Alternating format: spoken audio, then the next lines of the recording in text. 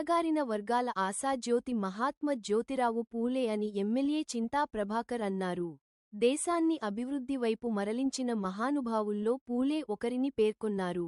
శనివారం జ్యోతిరావు పూలే జయంతి సందర్భంగా సదాశివపేటలోని స్థానిక బస్టాండ్ వద్ద MLA Chinta Prabhakar, BRS party పట్టణ శాఖ ఆధ్వర్యంలో జ్యోతిరావు పూలే విగ్రహానికి పూలమాల వేసి నివాళులర్పించారు. ఈ సందర్భంగా ఎమ్మెల్యే మాట్లాడుతూ పూలే సమాజంలో అణగారిన వర్గాల అభ్యున్నతి, వారి విద్య అభివృద్ధి కోసం కృషి చేసిన గొప్ప సంఘ సంస్కర్త, మానవతావాది అని అన్నారు. చదువు లేనిదే జ్ఞానం లేదని సత్యాన్ని గ్రహించి పూలే తన భార్య సావిత్రిబాయి పూలేతో కలిసి దేశంలోని మొదటిసారిగా 1848లో పూణెలో బాలికల కోసం మొదటి పాఠశాలను ప్రారంభించిన మహనీయుడు జ్యోతిరావు పూలే అని అన్నారు. ఈ కార్యక్రమంలో బీఆర్ఎస్ పార్టీ పట్టణ అధ్యక్షుడు చీల మల్లన్న, పట్టణ ప్రధాన కార్యదర్శి పిల్లిగుండ్ల వీరేశం, మున్సిపల్ మాజీ వైస్ చైర్మన్ చింతా గోపాల్, మున్సిపల్ కౌన్సిలర్లు నసీరుద్దీన్, బీఆర్ఎస్ నాయకులు వాదోని రాజు, ముబీన్, ఖాజా, నాగుల విజయ్, జబ్బర్, ప్రవీణ్, లతీఫ్, రామగౌడ్, రోషన్ పటేల్, అశోక్ గౌడ్, బీసీ సంఘం నాయకులు పాల్గొన్నారు.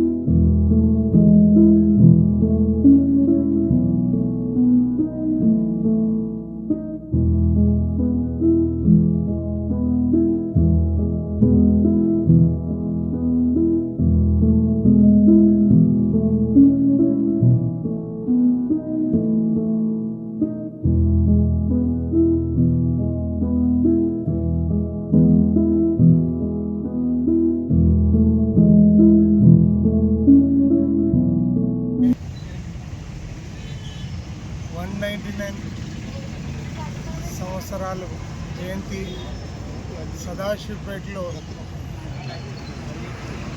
వారి జయంతి ఘనంగా నిర్వహించుకోవటం, మరి ఇక్కడ మా మిత్రులు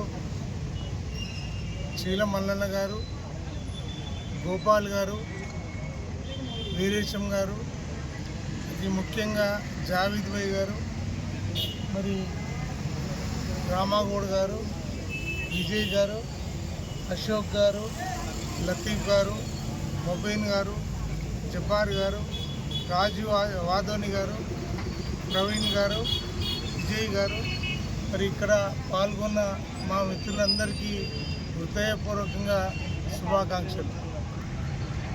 ఎంత అవమానాలకి మరి అంటరానితనానికి గురైనం అనే విషయం మరి వారు ఆనాడే గ్రహించి ఎక్కడ ఎవ్వరికి అన్యాయం జరుగుతూ ఎస్సీలు కానీ అస్పృశ్యత అనే రూపుమాపాలనే ఉద్దేశంతో ఈ దేశంలో సమానత్వం రావాలని, విద్యతోటే అది సాధ్యమని, సావిత్రిబాయి పూలేని ఒక టీచర్గా మరి తను మొదట స్కూల్ పెట్టి మొట్టమొదటి ఉపాధ్యాయురాలుగా మరి ఆమెకి మహిళలకు అందరికీ విద్య నేర్పించి మరి మహోన్నతమైన వ్యక్తిత్వాన్ని చాటుకున్నాడు.